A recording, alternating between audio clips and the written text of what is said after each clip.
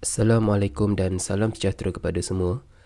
Dalam video ini, kita nak belajar standard kandungan 3.2 haba tindak balas. Kita nak sambung pembelajaran yang lepas. Kali ini kita nak belajar haba penyesaran. Standard pembelajaran 3.2.2 menentukan haba penyesaran melalui aktiviti. Dalam tindak balas penyesaran logam, logam yang terletak di bahagian atas siri elektrokimia adalah lebih elektropositif, di mana logam ini dia boleh menyesarkan logam lain yang terletak di bawahnya, iaitu yang kurang elektropositif daripada larutan garamnya. Kita dah belajar dalam bab 1 tingkatan 5 keseimbangan redoks. Sebagai contoh, apabila sebatang paku besi direndam di dalam larutan kuprum 2 sulfat, lama kelamaan didapati bahawa warna biru larutan kuprum 2 sulfat menjadi pudar dan terdapat enapan perang pada paku besi. Hal ini kerana logam ferrum, iaitu paku besi, adalah lebih elektropositif berbanding logam kuprum. Jadi kalau awak lihat siri elektrokimia, ferrum dia terletak di atas kuprum. Bermaksud ferrum dia lebih elektropositif daripada kuprum, maka ferrum boleh menyesarkan kuprum daripada larutan kuprum 2 sulfat. Ini adalah persamaan kimia tindak balas penyesaran. Kita ada logam ferrum bertindak balas dengan larutan kuprum 2 sulfat. Logam ferrum dia lebih reaktif daripada kuprum.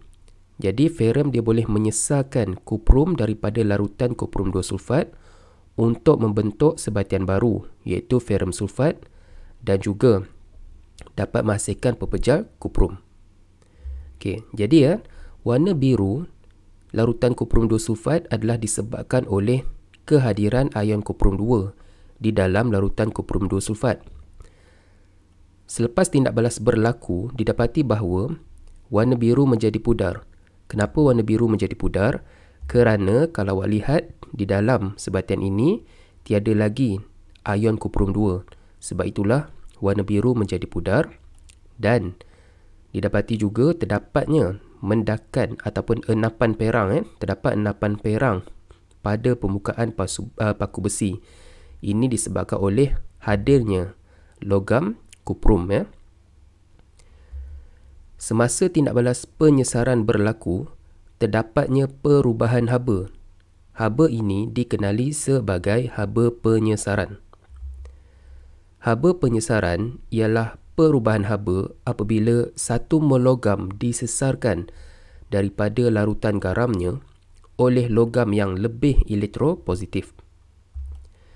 Berdasarkan persamaan termokimia, 250 kJ haba dibebaskan apabila 1 mol kuprum disesarkan daripada larutan garam kuprum 2 sulfat oleh logam ferrum.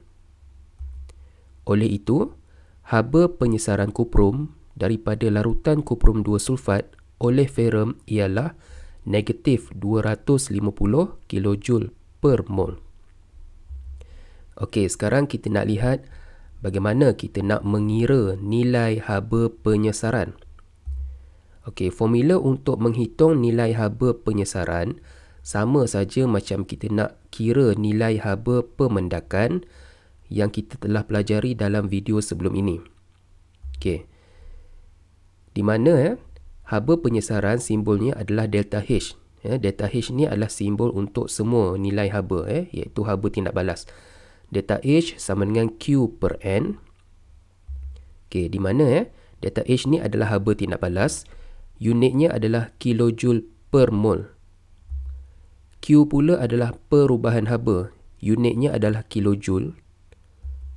Dan 1 kilojoule bersamaan dengan 1000 joule. N pula adalah bilangan mol bahan ataupun hasil tindak balas. Unitnya adalah mol. Kalau dia nak kira haba penyesaran, maka N di sini adalah bilangan mol hasil tindak balas. Okey, Q formulanya adalah MC theta. Okey, Q adalah perubahan haba. Okey, di sini Q ni unitnya joule. Di sini Q ni unitnya kilojoule. Okey, M pula adalah jisim larutan dalam gram, di mana 1 cm padu bersamaan dengan 1 gram. C ialah muatan haba tentu larutan. Nilainya adalah 4.2 joule per gram per darjah Celsius. Theta adalah perubahan suhu larutan, sama ada suhu akhir tolak suhu awal ataupun suhu awal tolak suhu akhir, yang mana lebih tinggi ya. Okey, contoh 1. Serbuk magnesium yang berlebihan ditambah kepada 50 cm padu larutan ferrum 2 sulfat berkepekatan 0.25 mol per desimeter padu. Suhu campuran tindak balas bertambah sebanyak 4 darjah Celsius. Hitungkan haba penyesaran ferrum daripada larutan garamnya. Okey. Baik, kita nak lihat apakah ini maksudkan dengan berlebihan di sini ya. Okey, magnesium berlebihan digunakan adalah untuk memastikan semua ion ferrum 2 disesarkan daripada larutan ferrum 2 sulfat. Jadi dalam tindak balas penyesaran, magnesium nanti dia akan menyesarkan ion ferrum 2 daripada larutan garam ferrum 2 sulfat untuk menghasilkan logam ferrum. Untuk memastikan semua ion ferrum 2 ini disesarkan, jadi kita perlulah gunakan magnesium yang berlebihan ya, supaya semua ion ferrum 2 di dalam larutan ferrum 2 sulfat ini dapat disesarkan. Kalau magnesium yang kita gunakan tak cukup, jadi ada lagi baki ion ferrum 2 di dalam larutan ferrum 2 sulfat ini. Seterusnya, pengiraan nilai haba penyesaran pun tidak tepat nanti ya. Okey. Baik, dalam soalan ini dia nak suruh hitung haba penyesaran ferrum. Jadi kita tahu formula untuk mencari haba penyesaran ataupun haba tindak balas adalah delta H sama dengan Q per N kan.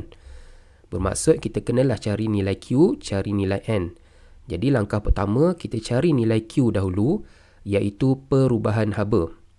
Okay, kita tahu ini adalah formula untuk mencari nilai Q ya. Q sama dengan MC theta, di mana M adalah jisim larutan dalam gram. Jadi isi padu larutan yang kita gunakan 50 cm padu. Okay, 1 cm padu larutan bersamaan dengan 1 gram. Jadi jisim kita adalah 50 gram. Kita tukar isi padu larutan ni kepada gram ya. Kemudian nilai C adalah 4.2 joule per gram per darjah Celsius ya. Kemudian theta pula adalah perubahan suhu larutan. Okey, dalam soalan dicakap ya, suhu campuran tidak balas bertambah sebanyak 4 darjah Celsius. Jadi inilah dia nilai theta. Okey, seterusnya kita masukkan nilai M, nilai C dan juga nilai theta di dalam persamaan ini. Okey, kita tekanlah kalkulator, kita dapat nilai Q sama dengan 840 joule. Okey, di sini awak kena ingat ya. Di sini unit bagi Q yang kita dapat adalah dalam unit joule. Kenapa dalam unit joule? Okey, kalau kita potong ini, kita akan dapat unit dia joule. Okey. Kemudian kita tahu 1 kilojoule bersamaan dengan 1000 joule. Jadi kita tukar 840 joule ni kepada kilojoule, kita bahagikan dengan 1000. Kita dapatlah Q sama dengan 0.84 kilojoule. Okey, jadi Q dah dapat. Seterusnya kita perlu pula cari nilai N. Okey. Baik. Sekarang kita nak cari nilai N. Okey, nilai N ni nilai apa Okey ya. Dalam soalan ini dia nak cari haba penyesaran. Jadi maksud haba penyesaran ialah perubahan haba apabila 1 mol logam disesarkan ya. 1 mol logam disesarkan daripada larutan garamnya oleh logam yang lebih elektropositif. Jadi dalam kes ini ya, N di sini adalah bilangan mol logam yang disesarkan ya, maksudnya bilangan mol hasil yang kita nak cari. Okey, jadi langkah kedua kita perlu cari N, iaitu bilangan mol ferrum yang disesarkan daripada 50 cm padu larutan ferrum 2 sulfat berkepekatan 0.25 mol per desimeter padu oleh logam magnesium. Okey. Jadi caranya ialah kita bina persamaan kimia. Kita ada magnesium bertindak balas dengan larutan ferrum 2 sulfat untuk menghasilkan magnesium sulfat dan juga ferrum. Magnesium dia telah menyesarkan ferrum daripada larutan ferrum 2 sulfat. Dapatlah hasilnya adalah logam ferrum. Okey, kemudian pastikan persamaan kimia ini seimbang. Okey, daripada persamaan kimia kita boleh dapat bilangan mol. Okey, daripada sini kita tahu 1 mol magnesium bertindak balas dengan 1 mol larutan ferrum 2 sulfat untuk menghasilkan 1 mol larutan magnesium sulfat dan juga 1 mol logam ferrum. Okey, kita nak cari N iaitu bilangan mol ferrum yang disesarkan. Ini adalah bilangan mol ferrum daripada persamaan kimia. Kita nak cari berapakah bilangan mol ferrum yang disesarkan daripada larutan ini. Kita nak cari N di sini. Berapakah bilangan mol ferrum yang disesarkan daripada larutan yang digunakan. Larutan yang kita gunakan adalah larutan ferrum 2 sulfat, di mana isi padu dia adalah 50 cm padu. Kepekatannya adalah 0.25 mol per desimeter padu. Jadi daripada maklumat ini kita perlu kira bilangan mol. Okay, kita tahu formula untuk mencari bilangan mol adalah mV per 1000. Jadi kepekatan 0.25 kita darabkan dengan V 50 bahagi 1000, maka kita dapatlah bilangan mol 0.0125 mol. Bermaksud sebanyak 0.0125 mol larutan ferrum 2 sulfat digunakan dalam soalan ini. Okay, jadi kita nak cari berapakah bilangan mol ferrum yang terhasil. Okay, kita dah belajar macam mana kita nak dapat bilangan mol ferrum yang terhasil. Kita gunakan kaedah perbandingan. Awak tengok atas ni. 1 mol bersamaan dengan 0.0125 mol kan. Jadi sini pun 1 mol mestilah bersamaan dengan 0.0125 mol. Kita gunakan kaedah perbandingan. Okay. Kita dapatlah hasil ferrum kita sebanyak 0.0125 mol. Bolehlah ganti sini sebab kita dah dapat nilai N kan. Maka kita dapatlah nilai delta H nanti. Jadi langkah ketiga, kita hitung nilai delta H iaitu haba tindak balas. Okay. Tekanlah kalkulator, kita dapatlah delta H sama dengan 67.2 kJ per mol. Okay, dalam tindak balas ini, suhu campuran tindak balas bertambah sebanyak 4 darjah Celsius. Ini bermakna haba telah dibebaskan ke larutan. Maka nilai delta H perlu diletakkan tanda negatif untuk menunjukkan haba telah dibebaskan. Maka haba penyesaran iaitu haba tindak balas ferrum oleh magnesium daripada larutan ferrum 2 sulfat ialah delta H sama dengan negatif 67.2 kJ per mol. Okey. Baik. Persamaan termokimia. Ini adalah persamaan termokimia. Mesti tulis nilai delta H. Kemudian, macam mana kita nak bina gambar rajah aras tenaga? Kita tengok nilai delta H ini. Okey, tanda negatif bermaksud graf turun. Jadi, kita lukislah paksi tenaga dahulu. Kemudian, kita lukiskan graf menurun. Ini menurun ya. Di mana di sini adalah bahan tindak balas. Di sini adalah hasil tindak balas. Manakala di sini adalah nilai delta H. Ya. Baik. Maksud haba penyesaran dalam persamaan ini ialah haba yang dibebaskan apabila 1 mol ferrum disesarkan daripada larutan garamnya.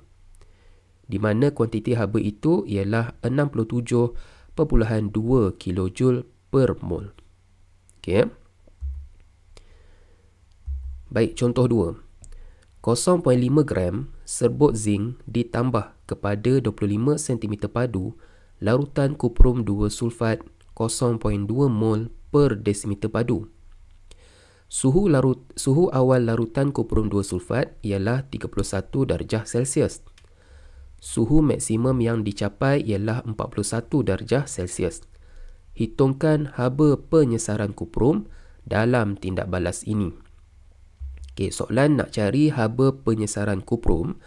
Kita tahu formula untuk mencari haba penyesaran ataupun haba tindak balas adalah delta H sama dengan Q per N.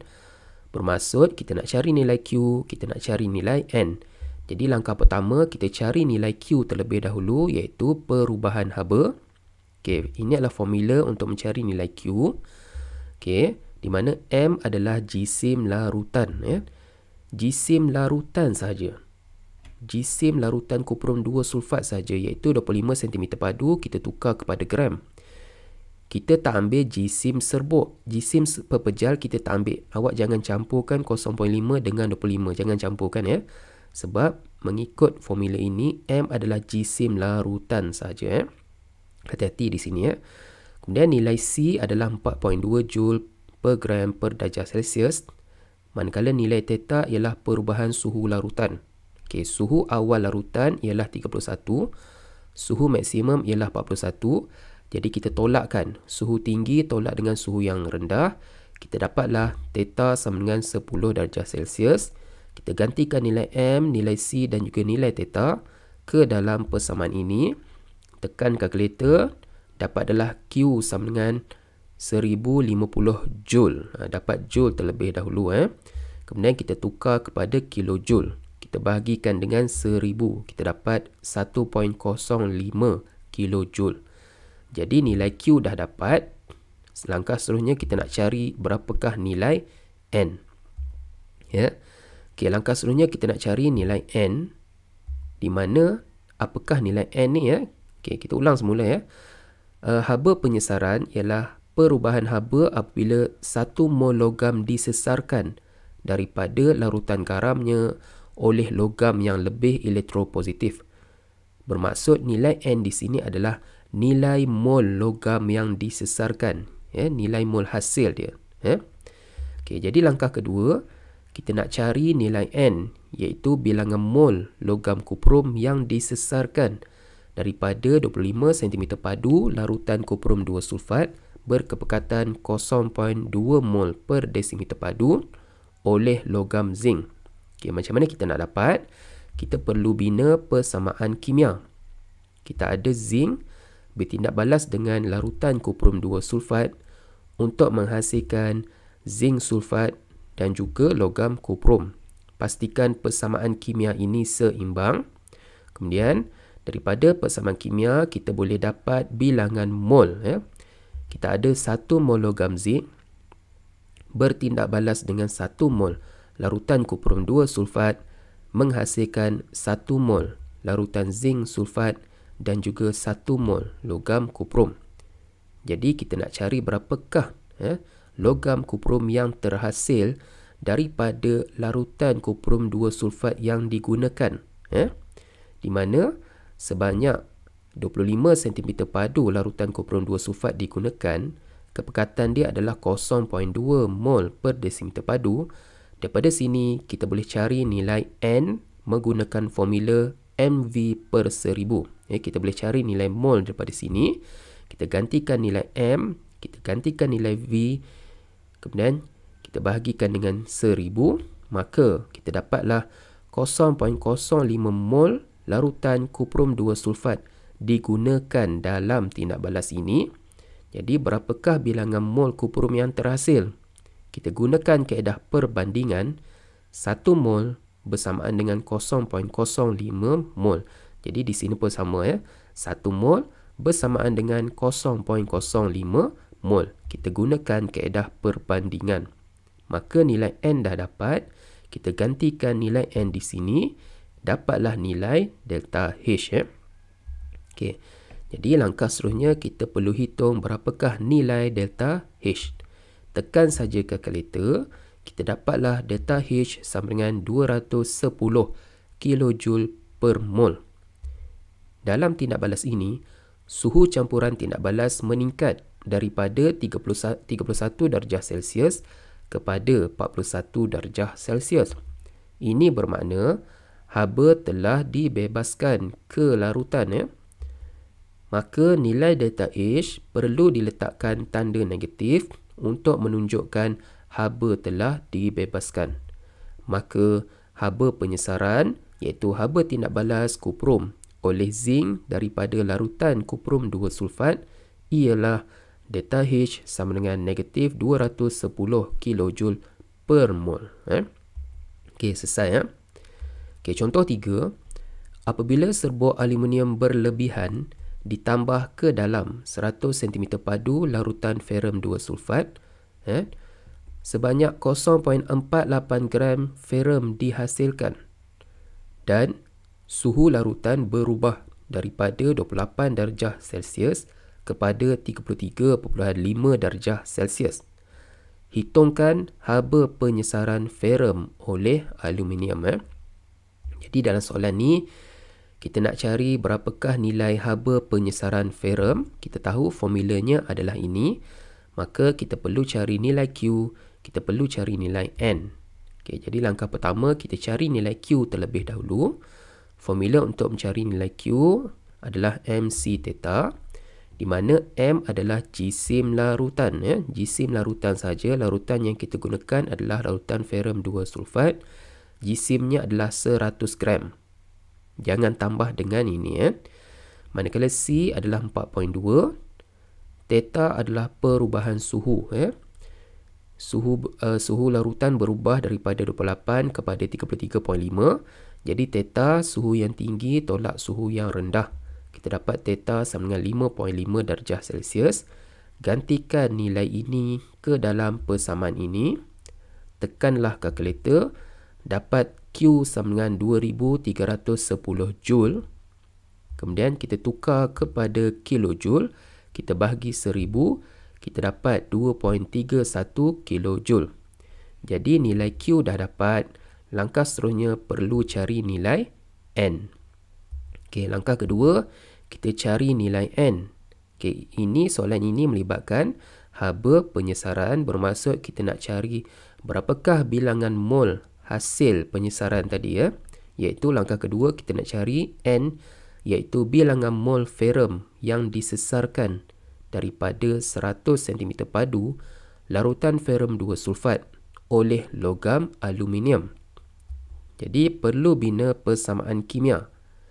Kita ada logam aluminium bertindak balas dengan larutan ferrum 2 sulfat untuk menghasilkan aluminium sulfat. Okey, awak kena tahulah berapa cas aluminium ni, ya. Aluminium casnya 3 positif, sebab tu dia dapat macam ni, ya. Dan akan menghasilkan logam ferrum. Seterusnya perlu pastikan persamaan kimia ini seimbang. Okey, kita ada 2 mol aluminium di sini. Kita letak 2 di sini. Kemudian kita ada 3 mol sulfat ion sulfat di sini. Kita letak 3 di sini. Sini kita ada 3 mol ferrum. Sini pun letak 3 mol ferrum. Kemudian daripada persamaan kimia kita boleh dapat bilangan mol, ya. Kita ada 2 mol logam aluminium.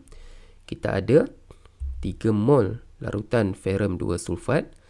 Kita ada 1 mol larutan aluminium sulfat dan kita ada 3 mol logam ferrum. Okey, kemudian kita perlu cari N, iaitu bilangan mol logam ferrum yang terhasil daripada larutan ferrum 2 sulfat yang digunakan.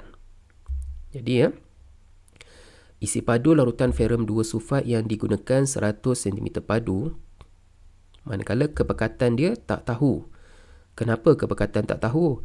Sebab dalam soalan ini tak diberi kepekatan. Jadi, kalau tak diberi kepekatan, macam mana kita nak cari bilangan mol? Sebab M ni tak tahu, kan? Jadi, kita tak boleh dapat berapakah bilangan mol larutan ferrum sulfat yang digunakan. Okey, dalam soalan tadi, diberi 0.48 gram ferrum terhasil. Ya, dalam soalan ni dia cakap sebanyak 0.48 gram ferrum dihasilkan.